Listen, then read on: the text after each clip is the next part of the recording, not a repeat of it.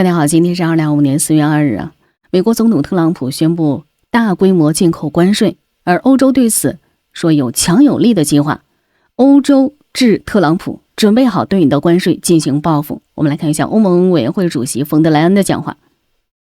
Focus on the threats to global prosperity and stability, thus our competitiveness, and the rise of protectionism.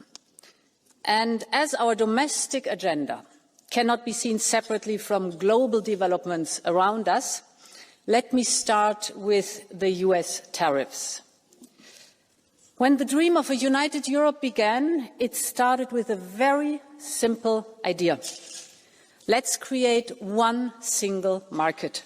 Let's break barriers, take tariffs down. That is what made us strong.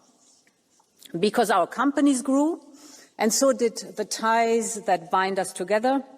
And then in the same spirit, we worked with partners across the world, including the United States.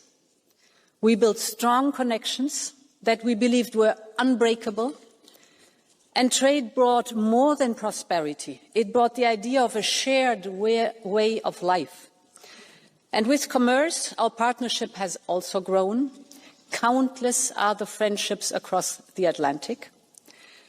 And because of this collective experience of the last, almost 75 years, so many Europeans feel utterly disheartened by the announcement from the United States. Let me be clear, Europe did not start this confrontation. We think it is wrong.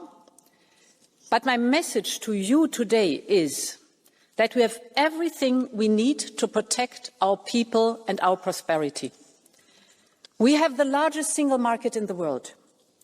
We have the strength to negotiate. We have the power to push back. And the people of Europe should know that together we will always promote and defend our interests and our values, and together we will always stand up for our Europe. 团结就是力量，是吗？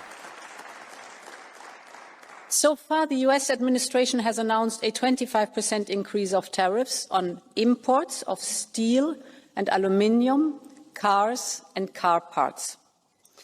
The next sectors facing tariffs will be semiconductors, pharmaceuticals and timber.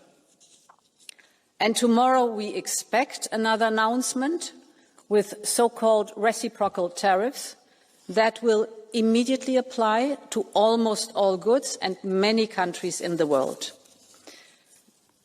Of course, there are severe issues in the world of trade, without any question. Overcapacities, we know about the imbalances, we see unfair subsidies, denial of market access, or the IP theft.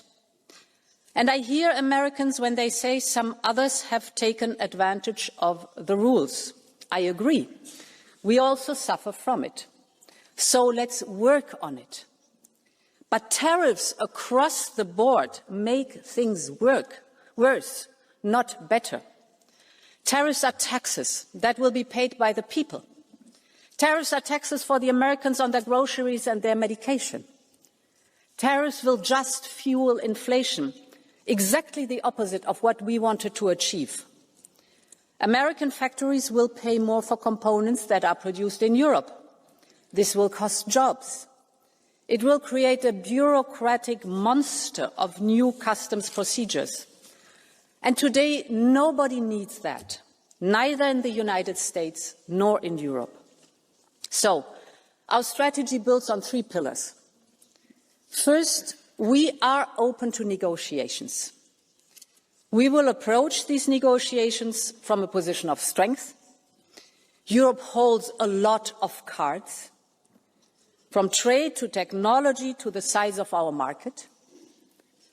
But this strength is also built on our readiness to take firm countermeasures if necessary. All instruments are on the table. Second, we will keep diversifying our trade with other partners. You mentioned it, Antonio. Our hallmark is not only that we are the biggest market in the world, but that we are reliable and predictable. We honor our commitments. And that is exactly what our partners are looking for today. And my third point, we will double down on our single market. The single market is the cornerstone of European integration and values. It's our powerful catalyst for growth, for prosperity, for solidarity. But we have to tear down remaining barriers to have a single market to go big, because scale matters, and a single market to go fast and to go far. Now to the first point.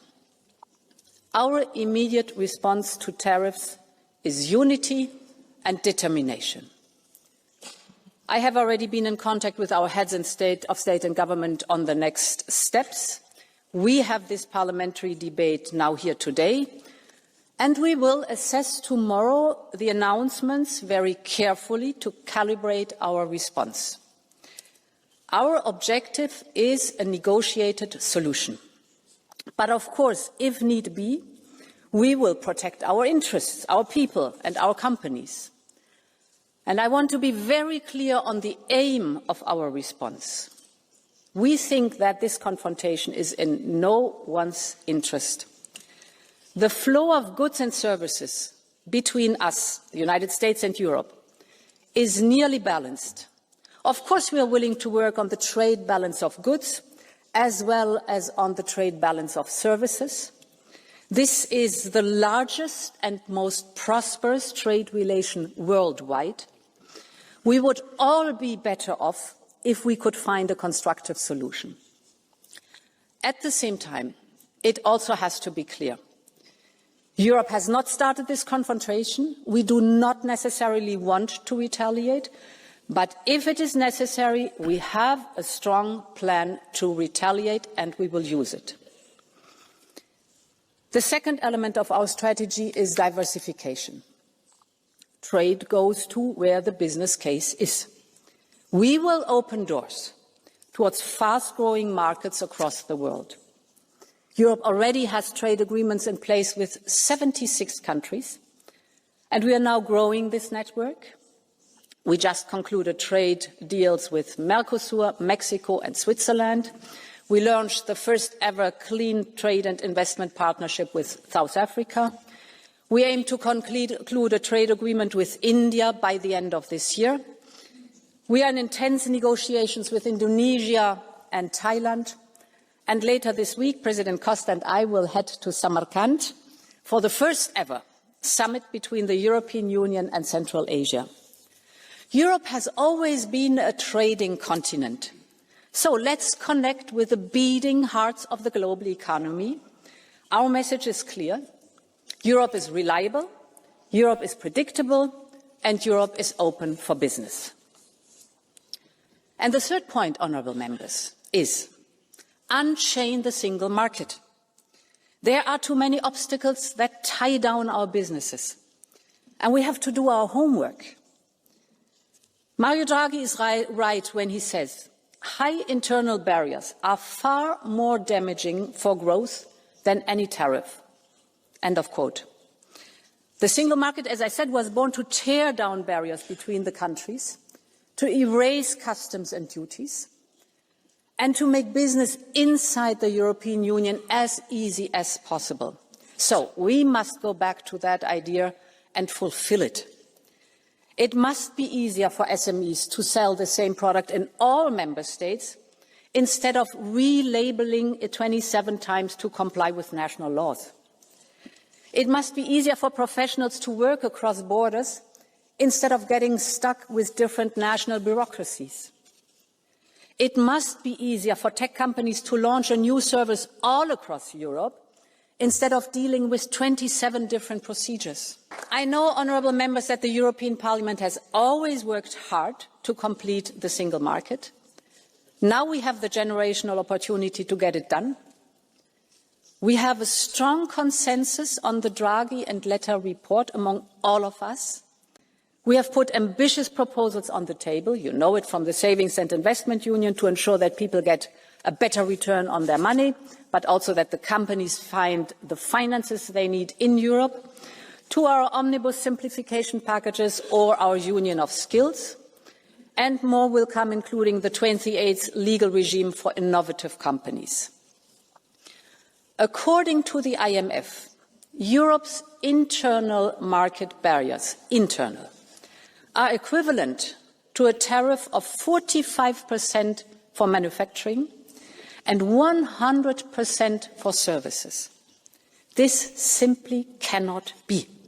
This must change now. This is why I have tasked EVP Séjourné to come up with concrete and bold proposals next month to remove most of these barriers and prevent new ones. These reforms are long overdue, and now they have become more urgent than ever. We all know, in a stormy global economy, the single market is our safe harbor. It's now 30 years since Jacques Delors laid its first stone, so it's time to finish the job. Thank you very much, and long live Europe. 你看他刚才说这个合作的啊，合作的什么印度尼西亚、墨西哥什么，对吧？没提到中国，对吧？哎，很神奇啊。